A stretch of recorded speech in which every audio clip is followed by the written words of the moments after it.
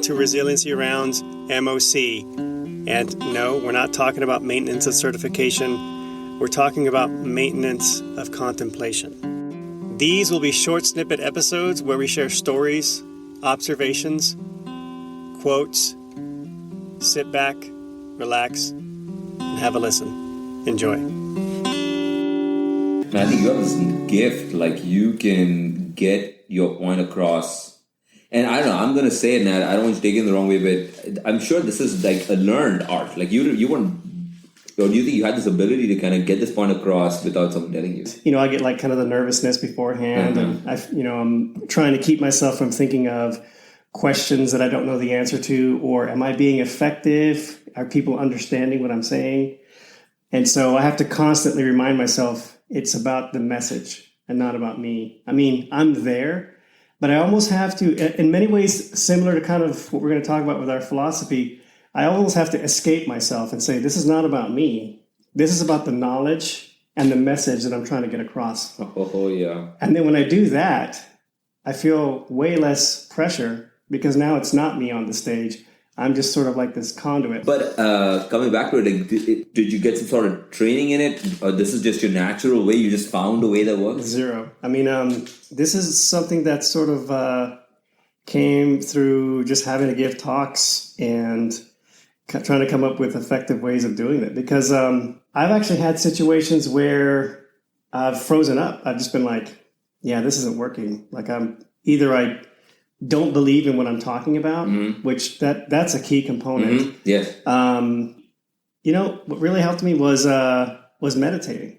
It was when I began to meditate that the way I give talks completely changed. Yeah. Actually, and I'm realizing this now as I tell you about it. Yeah. Because before I started to meditate, before I started to focus on mindfulness, I was too busy, putting slides together. And basically, I was scripting my entire talk on the PowerPoint. I kind of learned that from the military because there's a saying in the military, but it's out in the civilian world too, this death by PowerPoint. I was so focused on how I looked and so focused on my delivery. I was so focused on appearing credible. And I realized I'm not actually mindful about this because I'm so focused on superficial detail that I'm not focused on what's actually what matters here. And that's the information. So little by little, now this is, something that I actually have to put effort into. It's not my natural ability, but little by little, I have to sort of move away from me and basically baby the message. I'm nourishing the message. I'm nurturing the message. When you do that, when you learn the material, what I found was that my slides started getting more and more sparse. And eventually I got to the point where slides should almost be just sort of secondary to you. And I drew a lot of inspiration from watching TED Talks, because if you watch a TED Talk, they're not listing stuff on there. The slides are really just sort of kind of highlighting or contextualizing or providing a framework for the message, but they're not the message. The message is here in your mind and coming out of your mouth. And so, and in terms of mindfulness, it's the trick of being mindful during when you're giving a talk is, I'm focusing on the message, but I'm focused on the audience.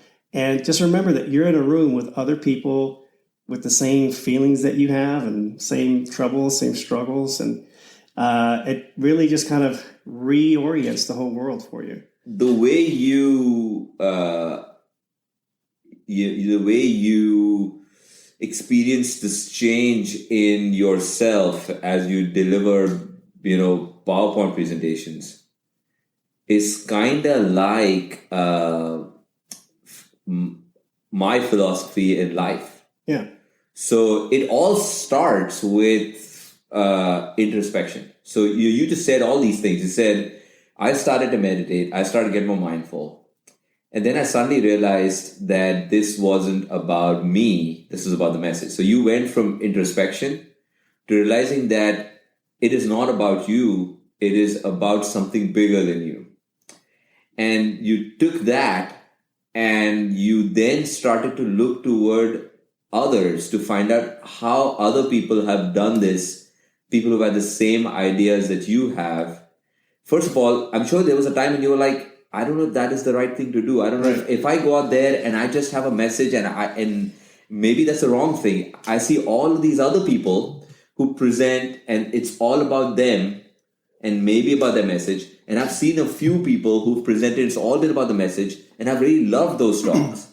But I don't think I have the confidence to do that. Everybody else does it this way. Why are few people doing it this way? And why do I like it so much? Am I weird? Is there something wrong about me? And then you go on to TED Talks and you realize, why is this such a great platform to, where people are talking and you love them, you love their message, and it's simple. And that's the way that you can look at life too, where you introspect. You realize that the way you look at life is not about you. It's not about the image. It's not about the clothes, the house, the car, or the job. It is about life, about beyond you, extending out to your family, community, and then you look towards the great philosophers who came before you, and you realize all the stuff that you know to be good. That is how great thinkers have thought about the world. To what is good is good.